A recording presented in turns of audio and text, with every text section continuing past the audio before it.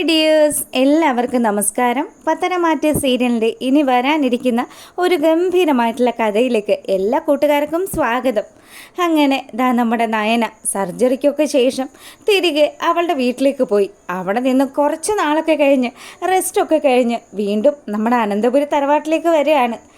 നയന വരുന്നതോടൊപ്പം തന്നെ ദേവയാനിക്കാണെങ്കിലും അനന്തപുരിയിൽ പ്രത്യേക പരിചരണവും കാര്യങ്ങളും ഒക്കെ നടത്തുകയാണ്. അപ്പം നയനയാണ് ഈ ഒരു സർജറിക്ക് ദേവയാനിക്ക് കരൾ നൽകിയത് എന്നുള്ള കാര്യം അനന്തപുരി തറവാട്ടിലുള്ള ആൾക്കാരൊക്കെ മറച്ചു വെച്ചിരിക്കുക. നയനയ്ക്ക് എന്തൊക്കെയോ ചില കാര്യങ്ങളുണ്ടെന്നും നയന അച്ഛനെ സഹായിക്കാൻ വേണ്ടിയിട്ട് വീട്ടിൽ പോയി നിൽക്കുകയാണ് എന്നുമൊക്കെയാണ് എല്ലാവരെയും പറഞ്ഞ് നമ്മുടെ ആദർശ് ധരിപ്പിച്ചിരിക്കുന്നത്. പക്ഷേ ഇതിനിടയ്ക്ക് മുത്തശ്ശൻ ഈ കാര്യങ്ങളൊക്കെ മനസ്സിലാക്കി. അങ്ങനെ മുത്തശ്ശനും മുത്തശ്ശിയും നയനയ്ക്ക് വേണ്ടിയിട്ട് നയനയുടെ അടുത്ത് പോവുകയും നയനയെ കാണുകയൊക്കെ ചെയ്യാണ്. അപ്പം നയന ചെയ്ത ആ ഒരു പ്രവൃത്തി അത് ഒരു മരുമക്കളും അതും ഇത്രയധികം പ്രശ്നങ്ങൾ ഉണ്ടാക്കുന്ന ഒരു അമ്മായിയമ്മയ്ക്ക് വേണ്ടിയിട്ട് ചെയ്യില്ല എന്ന് തന്നെ മുത്തശ്ശനും മുത്തശ്ശിയും പറഞ്ഞു. നയന വീട്ടിലേക്ക് വരുന്ന സമയം മുത്തശ്ശി ആരതി തട്ടൊക്കെ ഒഴിഞ്ഞ് നമ്മുടെ നയനയെ സ്വീകരിക്കുകയാണ്. അപ്പം നയനയ്ക്ക് വലിയ സന്തോഷമായിട്ടോ. നയന അങ്ങനെ ആ വലതുകാല് വെച്ച് നമ്മുടെ അനന്തപുരിയിലേക്ക് വീണ്ടും കയറുന്ന സമയം ദേവയാനി ഇങ്ങോട്ട് വരികയാണ്. അമ്മ എന്തിനാ ഇപ്പോൾ ഇവൾ ആരതി ഒഴിഞ്ഞ് കയറ്റുന്നത്? അതിനു വേണ്ടി എന്ത് മഹാകാര്യം ഇവൾ ചെയ്തിട്ട് വന്നത്? ഇതൊന്നും ഈ വീട്ടിൽ അത്ര നല്ലതായിട്ടൊന്നും എനിക്ക് തോന്നുന്നില്ല കേട്ടോ. ദേവയാനി, നീ അവിടെ അടങ്ങിയിരിക്കുക.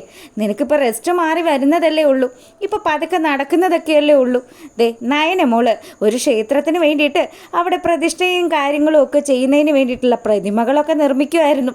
അതുകൊണ്ട് തന്നെ നയന മോള് ചെയ്ത കാര്യം ഒരു കാരണവശാലും കൊച്ചാക്കി കാണാനും പറ്റില്ല.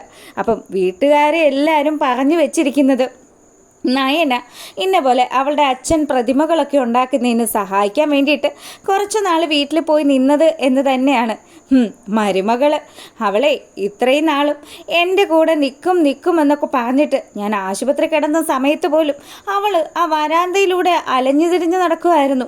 എന്നിട്ടും അവൾ എൻ്റെ ഓപ്പറേഷൻ കഴിഞ്ഞ സമയത്ത് എൻ്റെ അരികിലേക്ക് വരാനോ എന്നെ പരിചരിക്കാനോ കൂട്ടാക്കിയിട്ടില്ല. ഇങ്ങനെയുള്ള ഇവൾ എന്തിനാമ്മേ ആരതി ഒഴിഞ്ഞ് കയറ്റുന്നത്? അവൾ പോയി ഈശ്വരന്മാരുടെ അടുത്ത് പോയി ഭജന ഇരിക്കട്ടെ. എനിക്കെന്തായാലും ഇവളോട് തീരെയും താല്പര്യമില്ല. ഈ വീട്ടിലേക്ക് വലതുകാല് വെച്ചെടുത്ത് വന്ന മരുമകൾ ശരിക്കും എല്ലാ അർത്ഥത്തിലും വന്നു കയറിയത് അനാമിക മോള് മാത്രമാണ്. അല്ലാതെ ഇവളും ഇവളുടെ ചേച്ചിയൊക്കെ കള്ളത്തരം കാണിച്ചല്ലേ ഈ വീട്ടിലേക്ക് വന്നത്. എൻ്റെ മോൻ്റെ ജീവിതം നശിപ്പിക്കാൻ വേണ്ടിയിട്ട് വലതുകാലെടുത്ത് വെച്ചതാ. അവൾ മുഖം മറച്ച് വന്നിരിക്കുന്നു. അങ്ങനെയൊക്കെ പറഞ്ഞ് നമ്മുടെ നയനെ വേദനിപ്പിക്കുമ്പം നയനയ്ക്ക് നല്ല വിഷമമായി. ഇതൊക്കെ കേട്ടുകൊണ്ട് നമ്മുടെ മുത്തശ്ശനും അങ്ങോട്ട് വന്നു. മുത്തശ്ശനാണെങ്കിലോ ദേവയാനിയോട് പറഞ്ഞു, ദേവയാനി, മരണത്തിൽ നിന്നല്ലേ നീ രക്ഷപ്പെട്ട് വന്നത്. അങ്ങനെയുള്ള ഈ സമയത്ത് നീ ഇങ്ങനെയുള്ള സംസാരമൊക്കെ സംസാരിച്ചാൽ ഏറ്റവും അധികം ദോഷം ചെയ്യുന്നത് നിനക്ക് തന്നെ ആയിരിക്കും. നയന മോൾ ഒരിക്കലും ഒരു തെറ്റും ഒരാളോടും ചെയ്യുന്നൊരു കുട്ടിയൊന്നും അല്ല. നയനമോളെ പോലെ കഴിവും സാമർഥ്യമൊക്കെ ഉള്ളതും അതുമാത്രമല്ല മറ്റുള്ളവരെ സഹായിക്കാനുള്ള മനസ്സും ഒക്കെ വേണം. അല്ലാതെ ഇവിടെ ചില ആൾക്കാരൊക്കെ നിൽക്കുന്നുണ്ട്, അവരെ പോലെയൊന്നും അല്ല നയനമോളെന്നും മുത്തശ്ശൻ പറഞ്ഞു. ഇത് കൊണ്ട് കയറിയത് നമ്മുടെ അനാമികയ്ക്കും അമ്മയ്ക്കുമാണ്. അനാമിക അവളുടെ അമ്മയെ നോക്കി, അമ്മയെ കണ്ടില്ലേ അമ്മ, എന്നെ അങ്ങേര് പറയുന്നത് എന്ത് വന്ന് പറഞ്ഞാലും അവസാനം എൻ്റെ തലയിലേക്ക് വയ്ക്കുന്ന ഈ മുത്തശ്ശൻ്റെ സ്വഭാവം അതെനിക്ക് തീരെ പിടിക്കുന്നില്ല. ശരിക്കും പറഞ്ഞാൽ അന്ന് പാലിൽ വിഷം കലക്കി കൊടുത്ത കൂടെ ഈ കിളവന് കൂടി കുറച്ച് കൊടുക്കേണ്ടതായിരുന്നു. അങ്ങനെ ആയിരുന്നെങ്കിൽ ഈ ശല്യവും കൂടി ആ കൂടെ തീർന്നേനെ. മരണത്തിൽ നിന്ന് പോലും രക്ഷപ്പെട്ട് വന്നിരിക്കുകയാണ്. അങ്ങനെ അനാമികയും അമ്മയും കൂടി സംസാരിച്ചുകൊണ്ട് നിൽക്കുമ്പോൾ മുത്തശ്ശനാണെങ്കിലോ അനാമികയെ നോക്കി, അനാമികയെ ഇവിടെ വന്നേ. നയനയുടെ ബാഗും സാധനങ്ങളും ഒക്കെ എടുത്തുകൊണ്ട് പോയി റൂമിലേക്ക് വെക്കാൻ പറഞ്ഞു. അവളുടെ പെട്ടി ഞാൻ എടുക്കാനോ? എന്താ മുത്തശ്ശ ഇത്? ഇവളുടെ പെട്ടി എടുക്കാൻ അവൾക്കറിയാമല്ലോ. ഇപ്പം എന്തായാലും നയന മുളക്കൊണ്ട് ആ പെട്ടിയൊന്നും എടുപ്പിക്കണ്ട. ഒരു കാര്യം ഇവിടെ നിന്ന് ഇപ്പം ചെയ്യാനായിട്ട് അവളേലും അനുജത്തിയായിട്ടുള്ളത് നീ തന്നെയല്ലേ. അപ്പം അതുകൊണ്ട് നീ തന്നെ ഈ പെട്ടിയൊക്കെ എടുത്തുകൊണ്ട് പോയി റൂമിൽ വെക്കാൻ പറഞ്ഞു. മുത്തശ്ശൻ പറഞ്ഞതാണല്ലോ, മകത്തൊന്നും പറയാനും പറ്റില്ല. ഈ മുത്തശ്ശനെ ഒരു 100 തവണ പ്രാഗിക്കൊണ്ട് അനാമിക ആ നയനയുടെ പെട്ടിയൊക്കെ എടുത്തുകൊണ്ട് ആ റൂമിലേക്ക് പോവാണ്. എന്ത് ചെയ്യാനാ എൻ്റെ ഒരു ഗതികേട്. എന്നെക്കൊണ്ട് ഈ കാര്യമൊക്കെ ചെയ്യിപ്പിക്കുന്ന ഇവരെയൊക്കെ എന്ത് ചെയ്യണമെന്നൊക്കെ എനിക്കറിയാം. പിന്നെ സമയമാവട്ടെ, ഇവിടുത്തെ സകല സ്വത്തും അടിച്ചു മാറ്റിയതിന് ശേഷം ഇവറ്റകളെല്ലാം കൂടി ഞാൻ തെരുവിൽ നിർത്തുമെന്നൊക്കെ പറഞ്ഞ് മനസ്സിലിങ്ങനെ ആഗ്രഹിച്ചുകൊണ്ട് അനാമിക സ്റ്റെപ്പുകൾ ഓരോന്നായി കയറുക. ഈ സമയം അനാമികയുടെ പിന്നാലെ അമ്മ വന്നു. എടി മോളെ, നീ എന്തേ കാണിക്കുന്നത്? എടി മുത്തശ്ശൻ അങ്ങനെ പറഞ്ഞൊന്നും പറഞ്ഞ് നീ ആ നയനെ കൊണ്ടുവന്ന പെട്ടിയൊക്കെ എടുത്തുകൊണ്ട് എന്താ മോളെ ഇത്? അമ്മേ, ഞാൻ പിന്നെ എന്താ ചെയ്യേണ്ടത്? മുത്തശ്ശൻ പറഞ്ഞാൽ കേൾക്കാണ്ട് എന്തെങ്കിലും ചെയ്യാൻ പറ്റുമോ? മുത്തശ്ശനാണല്ലോ ഈ വീട്ടിലെ മൂപ്പിൽനാര്. പുള്ളിക്കാരൻ പറയുന്ന കാര്യങ്ങൾ ഈ വീട്ടിലുള്ള എല്ലാവരും അനുസരിക്കാറുണ്ട്. ഇനി ഞാൻ അനുസരിച്ചില്ല എന്ന് വെച്ച് മുത്തശ്ശനി സ്വത്ത് തരുന്നതിൽ എന്തെങ്കിലും പിശുക്ക് കാണിച്ചാലോ? അതും ഒരു കണക്കിന് നേരാണ്. പക്ഷെ എൻ്റെ മോളെ, നീ ശരിക്കും ഈ വീട്ടിൽ നിന്ന് കഷ്ടപ്പെടുന്നുണ്ടല്ലേ? എന്ത് ചെയ്യാൻ അമ്മ? ഈ സ്വത്തുക്കൾ മുഴുവൻ കണ്ടിട്ടാ ആ അനി എന്ന് പറയുന്ന പൊട്ടൻ്റെ കൂടെ ഞാൻ ജീവിക്കുന്നത്. അവൻ എന്നോട് വലിയ സ്നേഹമൊന്നുമില്ല, എന്നാലും അവൻ്റെ ഉത്തമയായ ഭാര്യയായിട്ട് ഞാൻ അവൻ്റെ കൂടെ തന്നെ ഉണ്ടാവും. ഈ സ്വത്തുക്കളൊക്കെ എൻ്റെ പേരിലാകുന്നത് വരെ. അതിനുശേഷം എല്ലാത്തിനും ഞാൻ ഗെറ്റ് ഔട്ട് അടിക്കും. അങ്ങനെ അമ്മയും മോളും കൂടി ഇതൊക്കെ സംസാരിച്ചുകൊണ്ട് നിൽക്കുക. അങ്ങനെ ആ ഒരു സമയത്താണെങ്കിലോ ഇവളന്മാരുടെ ഈ കാര്യങ്ങളൊക്കെ ആലോചിച്ച് നയനയെ ദേവയാനി അധിക്ഷേപിക്കുന്ന കാര്യങ്ങളൊക്കെ ആലോചിച്ചുകൊണ്ട് നമ്മുടെ നവ്യ അങ്ങനെ ഉമ്മറത്ത് നിൽക്കുകയാണ്. നവ്യയ്ക്ക് നല്ല വിഷമമുണ്ട്. തൻ്റെ അനുജത്തി ഒരു തെറ്റും ചെയ്യാതെ എല്ലാവരുടെയും വായിരിക്കുന്ന കേൾക്കുന്നു. എന്നിട്ടും അവൾ ചെയ്ത ആ ഒരു നന്മ ഈ വീട്ടിലുള്ള ആരും തിരിച്ചറിയുന്നില്ലല്ലോ. ആ സങ്കടത്തിലാണ് നമ്മുടെ നവ്യ അങ്ങനെ നിൽക്കുന്നത്. നവ്യയുടെ നിപ്പും മട്ടും ഭാവമൊക്കെ കാണുമ്പോൾ ശരിക്ക് നമുക്ക് സങ്കടം തോന്നും. അവളാണെങ്കിലോ വമ്പനൊരു ചതിയുടെ ഇരയായിക്കൊണ്ടിരിക്കുകയാണല്ലോ. ഭർത്താവും അമ്മായിയമ്മയും കൂടി സ്നേഹിച്ച് വഷളാക്കി വെച്ചിരിക്കുകയായിരുന്നല്ലോ നമ്മുടെ നവ്യയെ. അങ്ങനെ ആ കുഞ്ഞിനെ പോലും വേണ്ട എന്നുള്ള ആ ഒരു മനസ്സുള്ള അഭിയുടെ അവൻ്റെ ആ ഒരു തിന്മയൊക്കെ തിരിച്ചറിഞ്ഞ് നമ്മുടെ നവ്യയാണെങ്കിൽ അവനെ വേണ്ട എന്നുള്ള രീതിയിൽ മനസ്സിലിങ്ങനെ കരുതി നിൽക്കുക. അപ്പോഴാണ് ദേവയാനിയുടെയും അതുപോലെ തന്നെ ഈ അനാമികയുടെയൊക്കെ ഓരോ കുത്തിത്തിരിപ്പ്. അതും സ്വന്തം കൂടപ്പറപ്പിന് വേണ്ടി അവൾ ഏതറ്റം വരെ പോകാനും തയ്യാറായി നിൽക്കുക.